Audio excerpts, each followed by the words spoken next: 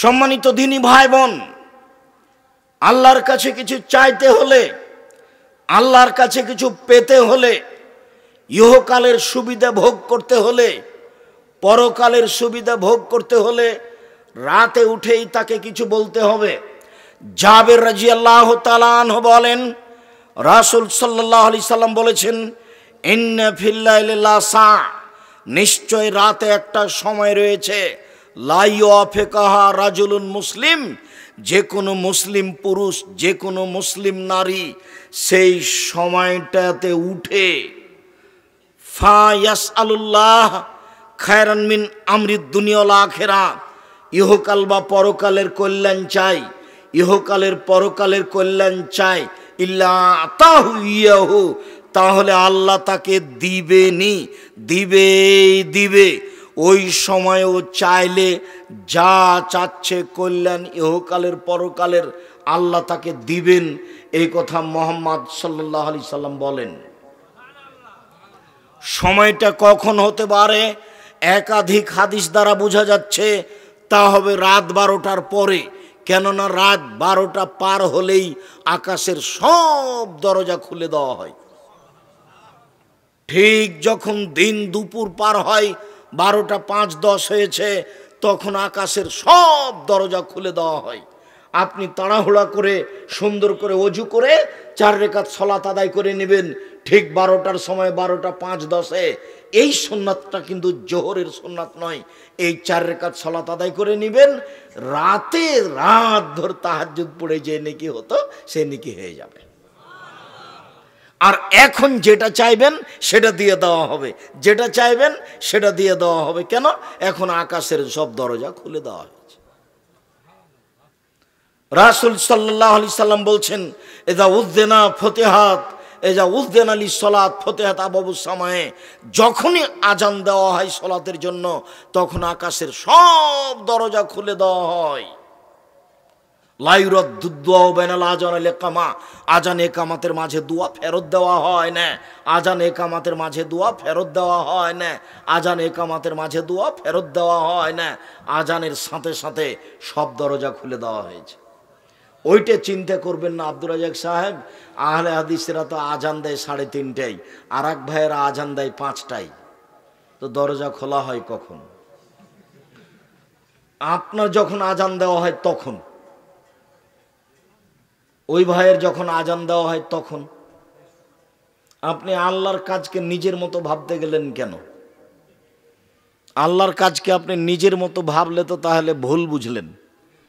আল্লাহ নবী বলছেন যে মালাকুল মউত মানুষের মাথার পাশে বসে তার আত্মাকে টেনে বের করে, খারাপ হলে জোর করে বের করে, আর ভালো হলে এমনি সহজেই বের হয়ে চলে আসে।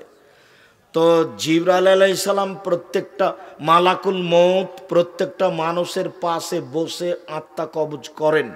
তাহলে কত সময় লাগতে পারে? 5,000 মানুষের, 50,000 মানুষের, 50 লক্ষ মানুষের, তাহলে তো বহু সময় লাগবে। তাহলে তো এটা আপনি নিজের মতো ভেবে নিলেন।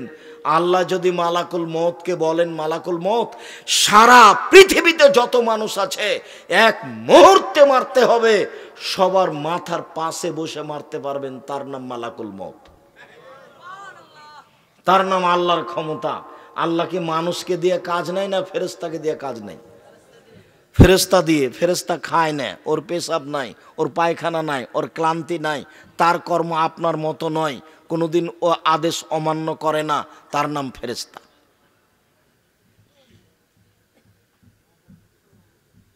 তার গতি, তার চলন আমার আপনার মতো নয়। কবরের ব্যক্তি যদি উত্তর দিতে না পারে, কবরের ব্যক্তি যদি উত্তর দিতে না পারে তাহলে তাকে মারে। আল্লাহ রাসূল বলছেন, ইয়াজরিবু জারবাতান, এমন মায়ের দেয়, মায়ের কারণে এসি হোসাই হাতান, সে বাপরে মারে করে চিৎকার করে, ইসমা মা বাইনাল মাশরিক ওয়াল মাগরিব ইল্লা সাকালান, সারা পৃথিবীর জীবজন্তু কীট পতঙ্গ পদার্থ জড় পদার্থ সব তার বাপরে মারে করে চিৎকার শুনতে পাচ্ছে, মানুষ এবং জিন শুনতে পায় না। এখানে চিৎকার করছে এই কবরে মায়ের কারণে, 50,000 কোটি কিলোমিটার দূরে যে পশু প্রাণী আছে সে শুনতে পাচ্ছে তার চিৎকার। আপনাকে আমি বুঝাতে পারবো কত জোরে মারছে? আবার ও শুনতে পায় না, ওর কান বধির, চোখে দেখে না কোথায় মারছে, কানেও শুনে না কিভাবে চিল্লাচ্ছে। এ কথা মুহাম্মদ সাল্লাল্লাহু আলাইহি সাল্লাম বলেন। যার কারণে রাসূল সাল্লাল্লাহু আলাইহি সাল্লাম বলেছেন, মারাইতু মানজারান কাতল কাবর আবজামিন হো, আমার জীবনে দেখিনি কোনো দৃশ্য যেটা কবরের চেয়ে আশ্চর্য হতে পারে। এটা আল্লাহর কাজ, এটা ফেরেশতা দিয়ে তিনি করেন। আপনি কি আল্লাহর কাজকে নিজের মতো কখনো ভাববেন না। সময়টা রাত 12টার পরেই হতে পারে, তবে ওই হাদিসের ভিত্তিতে, বুখারী মুসলিমের এক হাদিসের ভিত্তিতে, এনজেল রব্বনা তাআলা ইলা সামাই দুনিয়া হিনা আবকা সলুসুল্লাহ ইলা আখিরা, রাতের 3 ভাগের 2 ভাগ যখন পার হয়ে যায়, 1 ভাগ বাকি থাকে, তখন আল্লাহ তাআলা সপ্তম আকাশ থেকে প্রথম আকাশে নেমে আসেন। নেমে এসে চিৎকার করে বলেন, মায়া ধুনি ফাস্তা জিবালাহু, হে পৃথিবীর মানুষ কে আছো, কে আমাকে ডাকে, আমি তার ডাকে সাড়া দিব। মায়া সলনি ফাউতিয়াহু, কে আমার কাছে কিছু চাই, যে যা চায় তাকে আমি তাই দিয়ে দেবো। মায়াস্তাক ফেরুনি ফাক ফেরালাহু, কে আমার কাছে ক্ষমা ভিক্ষা চাই, আমি তাকে ক্ষমা করে দিব। তাহলে এইটা রাত 2টার পরে হতে পারে, 2:30 3টার পরে হতে পারে। তবে আয়েশা রাদিয়াল্লাহু তাআলা আনহার ওই হাদিসে বোঝা যাচ্ছে, আয়েশা রাদিয়াল্লাহু তাআলা আনহা বলেন, কানান নবী সাল্লাল্লাহু আলাইহি সাল্লাম ইসল্লি মিন বাইনা ইয়াফরুগা মিন সালাতিল ইশা ইলাল ফাজরে 11 রাকা। আল্লাহর নবী এশার সালাতের পর থেকে নিয়ে ফজরের সালাত পর্যন্ত 11 রাকাত সালাত আদায় করতেন। 11 রাকাত। ইসাল্লাম মিনকুল্লি রাকাতাইনে, প্রত্যেক 2 রাকাতের পরে সালাম ফিরতেন। তবে তার সালাতটা শুরু হতো এশার পর থেকে নিয়ে ফজর পর্যন্ত সময়ে। কোনোদিন 1টার পরে, 2টার পরে, 3টার পরে, কোনোদিন 12টার পরে। তবে তাহাজ্জুদের সালাত আদায় করা যাবে এশার পর থেকে নিয়ে ফজর পর্যন্ত, যার কারণে তারাবির সালাত এশার সালাতের পরেই চলবে। তবে তারাবির সালাত উত্তম হবে রাত 12টা, 1টা, 2টার পরে পড়া, কিন্তু জায়েজ এশার সালাতের পরেও পড়া। কেন? বুখারী মুসলিমের হাদিসে এসেছে, আয়েশা রাদিয়াল্লাহু তাআলা আনহা বলেন, আল্লাহর নবী এশার সালাতের পর থেকে নিয়ে ফজর পর্যন্ত সময়ে 11 রাকাত সালাত আদায় করতেন। তাহলে তাহাজ্জুদের সময় কখন থেকে শুরু হলো? এশারের পর থেকে। যারা ছাত্র তোমরা, তারা চালু করো সালাতটা অন্তত 2 রাকাত দিয়ে। 2 রাকাত দিয়ে কিভাবে চালু হবে ভুলে গেলা কেন? একটু আগে তো বললাম যে আল্লাহর নবী বলছেন, কেউ যদি নিজে উঠে স্ত্রীকে জাগায়, সুন্দর করে ওযু করে 2 রাকাত সালাত আদায় করে, তাহলে তার নামটা কাদের তালিকায় আসবে? যারা পরহেজগার মানুষ, অতীতে চলে গেছে। সুবহানাল্লাহ। তাহলে আমি 2 রাকাত পড়লেও পারি। আয়েশা রাদিয়াল্লাহু তাআলা আনহা বলেন, কানা নবী সাল্লাল্লাহু আলাইহি সাল্লাম ইসল্লি মিনাল লাইলে সালাসা রাকা, আল্লাহর নবী রাতে 13 রাকাত সালাত আদায় করতেন। 13 রাকাত। অমিন যালিকা খামসিন যালিকা মিনাল বিতর, আর এর 5 রাকাত থাকতো বিতর। লা ইয়াজলিসু ফি শাইইন মিন যালিকা, এর একটাতেও তিনি বসতেন না, এক টানা 5 রাকাত। কে যেন একদিন বলছিল যে আব্দুর রাজ্জাক সাহেব বলেছেন, দেখা যাচ্ছে বক্তব্যে ফেসবুকে, যে বিতির পড়া লাগবে না। দিন রাত বিতির পড়ার কথা বলতে বলতে একদিন বলে দিলাম লাগবে না। তো অবাক কথা, যারা এইসব ফেসবুকে লেখালেখি করে, আমি তো তাদের দেখিও না, পড়িও না, হিসাবও করি না। তবে আমার মনটা চায় যে ও যদি কোনোদিন আমার ক্লাসে বসতো, দার্সে, তাহলে ও কয়েকবার বহির্বিশ্বে পড়ে এসেছে, তা আমি তাকে দেখাতাম। ফেসবুকে 2টা কথা লিখে দিলেই বেটা তুমি শিক্ষিত মানুষ, তুমি যে ওইভাবে কলম ধরেছ, তুমি আমাকে জানো, চিনো, তুমি আমার আকীদা তুমি আমাকে সরাসরি জিজ্ঞাসা করেছ, তুমি যে 2টা কথা লিখে দিলে আমার ব্যাপারে, তো তুমি আমাকে সরাসরি কোনোদিন জিজ্ঞাসা করেছ? তুমি জাতির সামনে কিছু বলো, এই বেটা তুমি যে ফেসবুকে লিখেছো কিছু বুঝো? তুমি, তোমার জ্ঞান কিছু আছে? পশু প্রাণীর পরিচয় দিয়ে কলম ধরো কেন? আমি তো বলছি 90 সাল থেকে নিয়ে এখন পর্যন্ত আমি অপ্রয়োজনীয় বাক্য বলিনি। তুমি বলো দেখি, তার তোমার কয়টা হাদিস মুখস্থ আছে? তুমি একদিন হাদিস শোনায় তো আমাদেরকে। এই ছেলে, তুমি যে ফেসবুকে লিখেছো, তুমি একদিন আমাদের বক্তব্য শোনায় তো, 40টা হাদিস শোনায় তুমি এক বক্তব্যে। তোমার মরা পর্যন্ত সময় থাকলো, জাতি থাকলো, আমি চলে গেলে, জাতি থাকছে, আমি চলে গেলেও, আমি 90 সাল থেকে নিয়ে এখন পর্যন্ত কোনোদিন কেসা কাহিনী বলিনি। 90 সাল থেকে নিয়ে এখন পর্যন্ত আমি কোনোদিন কারোর বিরুদ্ধে কোনো কথা বলতে যাইনি। এ তো আমি দিন রাত বলছি, প্রতিদিনই বলছি একই কথা। তুমি একটু ক্ষমতা দেখাও না, বলো যে আপনার কথা ঠিক নয়, আপনি কেসা কাহিনী বলেন, বলো এ কথা। তুমি বলো যে কোরআন হাদিসের বাইরে আপনি কথা বলেন। তুমি বলো না, হ্যাঁ তোমার নেতাকে দিয়ে বলাও, তোমার নেতা কয়টা হাদিস বলে মানুষের সামনে, সেটাই শুনি। সম্মানিত দিনী ভাই বোন, যেটা আপনাকে আমি বলছিলাম, অতীব গুরুত্বপূর্ণ বিষয় আপনার জন্য। আপনি রাতটাকে এভাবে ধ্বংস করিয়েন না। এই যে সেদিন ছিল বয়স 40 বছর, এখন দেখছেন 60 বছর। সেদিন ছিল আপনার দাড়িগুলো কালো, এই যে দেখলাম সেদিনে আপনি আমার সাথে মোসাফা করছিলেন, আজকে দেখছেন আপনার বাপ মা নেই, আপনার দাড়িগুলো সাদা হয়ে গেছে। কয়দিনের জীবনে আপনি এটা কি করতে চাচ্ছেন? সম্মানিত দিনী ভাই বোন, আমি আপনাকে কিছু রাতের নিয়ম পদ্ধতি শিখাই। এমনিতে এখানে বললাম যে আল্লাহ রসুল বলেছেন যে রাতে একটা অংশ আছে, ওই সময় যদি কেউ কিছু চায়, যা চাইবে তাই দিয়ে দেওয়া হবে। তবে এখানে আর একটা পদ্ধতি বলা আছে যে রাতে ওযু করে শুইতে হবে। বুঝাতে পারলাম না মনে হয়। রাতে যখন ঘুমাতে যাবেন তখন ওযু করে ঘুমাতে হবে, আর রাত 10টা পার হওয়া হবে না। ছেলে মেয়ের গল্প গুজব, টিভি, সিনেমা, মোবাইল সব কিছু বন্ধ হয়ে যাবে রাত 10টায়। তাহলে আপনি রাত 2টা, 3টায়, 4টায় উঠতে পারবেন। আর যদি রাত 12টায়, 1টা, 2টায় ঘুমান, তাহলে আপনার সকাল 7টা, 8টা বাজবে। তখন আপনি রাতকে মূল্যায়ন করতে পারবেন না। আর আপনি এই কথা মনে করিয়েন না যে আমি রাতে জেগে আল্লাহকে কিছু বলি না, সেই জন্য সারা পৃথিবীর কেউ বলেন, এটা আপনি বলিয়েন না। আল্লাহ বলছেন পৃথিবীতে হাজারো মানুষ আল্লাহর ভয়ে কেঁদে মাটিতে লুটিয়ে পড়ে, তাদের কান্নার শব্দ তাদের ভীতিকে আরো বেশি করে দেয়। নেন এবার, তাহলে আপনি মনে করছেন যে আমি রাতে উঠে কান্নাকাটি করি না, সেজন্য কেউ করে না? হাজারো মানুষ করে, হাজারো মানুষ আল্লাহর কাছে প্রার্থনা করে, আর আল্লাহর কাছে চাইলে তিনি খুশি হন। যার কারণে হাত তুলে চাইলে আরো খুশি হন, খালি হাত খান ফিরিয়ে দিতে লজ্জা পান। আল্লাহ রাসূল বলছেন ইন্না রাব্বাকুম হাইয়ুন কারীম, তোমাদের প্রতিপালক হচ্ছেন লজ্জাশীল। ইয়াস্তাহি মিন আবদিহি, তার বান্দার ব্যাপারে সে লজ্জা করে। এই যা রাফায়াদাই হে আয়রদ্দ এলাইহে সিফরান, যখন হাত তুলে তার কাছে বলে, তখন খালি হাতটা তাকে ফিরিয়ে দিবেন, আল্লাহ লজ্জা পান, বড় লজ্জা।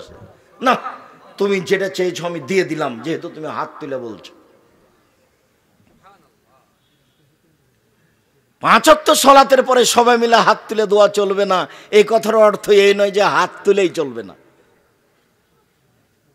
হাত তুলেই প্রার্থনা করবেন, রাতে করবেন, অভ্যাসী হন। আমার অনুরোধ, আপনি আমার দিনী ভাই, আপনাকে আমি অনেক ভালোবাসি, আপনি আমার দিনী বোন, আপনি একটু অভ্যাসী হন, রাতে উঠে একটু সালাত আদায় করতে শিখেন। অনেক কিছু পেয়ে যাবেন, বরকত পাবেন, সুবিধা পাবেন, কল্যাণ পাবেন, শান্তি পাবেন, জান্নাত পাওয়া যাবে, কবরের শাস্তি মাফ হয়ে যাবে। আর রাতের শোয়ার সময়তে সূরা মুলক পড়বেন। মনে আছে কি? কবরের শাস্তি হবে না 4টা কাজে। এই ছেলে, কে কথা বলে পিছনে? 1, রাতে সূরা মুলক পড়ে ঘুমালে কবরের শাস্তি হবে না। বুঝানো গেল না? কোন সূরা বললাম? সূরা মুলক 30 আয়াতের। যদি মুখস্থ করতে না পারেন তাহলে দেখে দেখে পড়বেন। 2, জুমার দিন মারা গেলে কবরের শাস্তি হবে না। 3, শহীদ হয়ে গেলে কবরের শাস্তি হবে না। 4, পেট ব্যথায় মারা গেলে কবরের শাস্তি হবে না। তাহলে 4টা হলো আমার জন্য, একটাই সহজ, বাকিগুলো সহজ নয়। কোনটা সহজ? পেট ব্যথা সহজ? জি না, পেট ব্যথাটা সহজ বললে হবে? আমার পেট ব্যথা আল্লাহর কাছে কবুল হলো কিনা সেটা কেমনে আমি বুঝলাম? আর আমার পেট ব্যথা আসলেই সে ব্যথা নাকি? যেটাতে তিনি কবরের শাস্তি মাফ করে দিবেন। একটা সহজ পদ্ধতি আছে, সেটা কি? সূরা মুলক।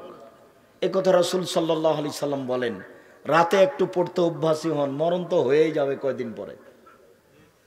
কত আপনাকে আমি পরিবর্তনের জন্য চেষ্টা করলাম, অনুরোধ করলাম, কিন্তু আপনি শোনা পর্যন্ত রাখলেন। এ কথাই ঠিক, আপনার অনেক ভালোবাসা, তাই দূর দূরান্ত থেকে চলে এসেছেন, আপনি ভালোবাসেন, এ কথা ঠিক, কিন্তু ভালোবাসার বাস্তব ফলটা কি?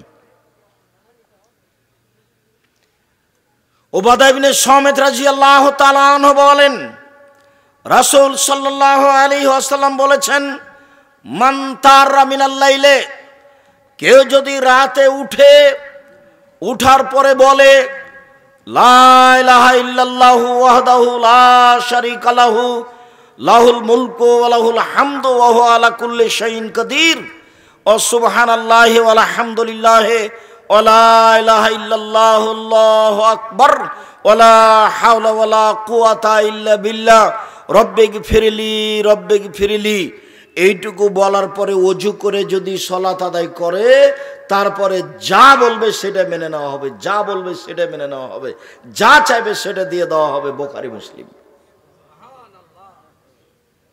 দোয়া কি লম্বা হয়ে গেল? এই দেশে একটা বই পাওয়া যায়, আনি রাসূল সাল্লাল্লাহু আলাইহি ওয়াসাল্লাম দোয়া অধ্যায়, নাম শোনেননি মনে হয়। প্রত্যেকটা বাড়িতে রাখবেন, আমাকে ফাঁকি দিয়ে কোনো লাভ নেই। আমি যা চেষ্টা করার করেছি। এই দোয়া উপদেশ বইয়ে আছে, এই দোয়া কে বড় লাভবান বইয়ে আছে। বইগুলো সংগ্রহ করবেন। মাসিক আল ইতিসাম পত্রিকা পড়েন, এটা মুখপাত্র পত্রিকা, সবাকে পড়তে হবে, জরুরি। সাথে সাথে সামনের কালকে জুমা, তো পরের জুমায় সম্মেলন কোথায়? জামিয়া সালাফে রূপগঞ্জ, নারায়ণগঞ্জ, ঢাকায়। আমি আপনার ভালোবাসা সেদিন দেখতে চাই, আপনি কেমন ভালোবাসেন। সেদিন বড় বড় কয়েকটা কাজ আছে, তার একটা কাজ আছে ইনশাআল্লাহ। সেদিন 200 শতক জমির ওপরে বাইতুল হাম জামে মসজিদ তৈরি হবে ইনশাআল্লাহ, যার একতলাতে 10,000 মানুষ সালাত আদায় করতে পারবে। সেই মসজিদের উদ্বোধন হবে 4 মার্চ রোজ শুক্রবার, সামনের শুক্রবার, কালকের পরে ইনশাআল্লাহ। প্রায় 50 বিঘা জমির উপরে এই প্রতিষ্ঠান অবস্থান করছে। আপনি গেলে খুশি হবেন, দেখতে ভালো লাগবে, মনের দোয়াটা সহজে বের হবে। আল্লাহ তুমি জামিয়া সালাফে কবুল করো। সঠিক আকীদার মানুষ পৃথিবীতে যারা যুগ যুগ ধরে, শতাব্দীর পর শতাব্দী, কালের পর কাল তারা এই জমি জায়গা ভোগ করবে, যারা সঠিক আকীদার মানুষ ইনশাআল্লাহ। আমি তো আছি, কয়দিন আছি, চলে যাব। এরপরে তো শতাব্দীর পর শতাব্দী মানুষ আসবে। এই ঢাকার একটা কেন্দ্রীয় জায়গাতে এই বিশাল ভূখণ্ড আহলে হাদিস ভোগ করবে ইনশাআল্লাহ। সঠিক আকীদার মানুষ ভোগ করবে ইনশাআল্লাহ। সম্মানিত দিনী ভাই বোন, আপনি এই দোয়া পড়তে পারেন। এছাড়াও যদি আপনি মনে করেন যে না এটা লম্বা হচ্ছে, তাহলে আপনি সূরা আলে ইমরানের শেষ রুকুর প্রথম 5 আয়াত পড়বেন।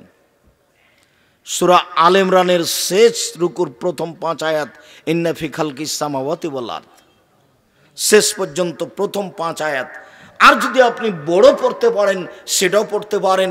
আপনি ঘুম থেকে উঠে যে লম্বা দোয়া আছে সেটা পড়বেন। সম্মানিত দিনী ভাই বোন, আমি আপনাকে আজকে রাত অনেক হয়েছে, এই ছেলে থামো, আমি দোয়া পড়ি তারপরে। আজকে আমরা আব্দুর রহমানের বক্তব্য শুনেই অনেক সন্তুষ্ট হয়েছি। সেই ইতিহাস আমরা মনে রাখি এবং সেই অনুযায়ী নিজের পরিচয় দেওয়ার চেষ্টা করি। আমি আপনাকে আজকের লম্বা আলোচনা না শুনিয়ে শুধুমাত্র বলতে চাচ্ছি যে 5 ওয়াক্ত সালাত আদায় করেন, আর রাতে অন্তত 2 রাকাত সালাত আদায় করে আপনার ইবাদতটা চালু করেন ইনশাআল্লাহ। কেন? আবু হুরায়রা রাদিয়াল্লাহু তাআলা আনহু বলেন, রাসূল সাল্লাল্লাহু আলাইহি সাল্লাম বলেছেন, ইন্নাদ দীনা ইসরুন, দিন হচ্ছে সহজ। লা ইউশাদ্দিদুদ-দীনা আহাদুন ইল্লা গালাবাহু, কেউ যেন দিনকে নিজের উপরে কঠিন করে না নেয়, নইলে দিন তারপরে জয়ী হয়ে যাবে। তার মানে আবেগে একদিনই যেন সূরা বাকারা, আলে ইমরান পড়া শুরু না করে, তাহলে সে টিকতে পারবে না। অল্প অল্প শুরু করবে। তাই রাসূল বলছেন, আহাবুল আমাল ইলাল্লাহ আদমহন কাল্লা, আল্লাহর নিকটে সবচেয়ে প্রিয় আমল হচ্ছে যে অল্প হোক নিয়মিত হবে, অল্প হোক নিয়মিত হবে, আপনি নিয়মিত আমল করার চেষ্টা করবেন। রাসূল সাল্লাল্লাহু আলাইহি সাল্লাম বলছেন, ফাসাদ্দেদু, মধ্যম পন্থায় ইবাদত করো, ওয়াকারেবু, পরিমিত ইবাদত করো, ওয়াবশিরু, পরস্পরে সুসংবাদ দাও ইবাদতের ব্যাপারে। তারপরে রাসূল সাল্লাল্লাহু আলাইহি সাল্লাম বলছেন, ওয়াস্তাইনু, রাতে তোমরা আল্লাহর কাছে সাহায্য চাও, সকালে ও সন্ধ্যায় আল্লাহর কাছে সাহায্য চাও, আল্লাহ তোমাদের কবুল করবেন ইনশাআল্লাহ। সম্মানিত দিনী ভাই বোন, আমি আপনাদেরকে আজকে যেসব বই পুস্তকগুলো নিয়ে এসেছে, কে বড় লাভবান কে বড় ক্ষতিগ্রস্ত, বিশেষভাবে পোশাক নতুন বইটি, বিশেষভাবে সলাতের পর বইটি, দুয়ার বইটি, এইগুলি নেওয়ার অনুরোধ জানিয়ে, রাতের সলাত আদায় করার অনুরোধ জানিয়ে, বাইতুল হাম জামে মসজিদে উদ্বোধনীতে উপস্থিত হওয়ার অনুরোধ জানিয়ে আলোচনা শেষ করছি। সামনের বৃহস্পতিবার শুক্রবার, আজকে বৃহস্পতিবার গেল, কালকে শুক্রবার আসছে, এরপরে বৃহস্পতিবার শুক্রবার আপনারা সবাই উপস্থিত হবেন সম্মেলন।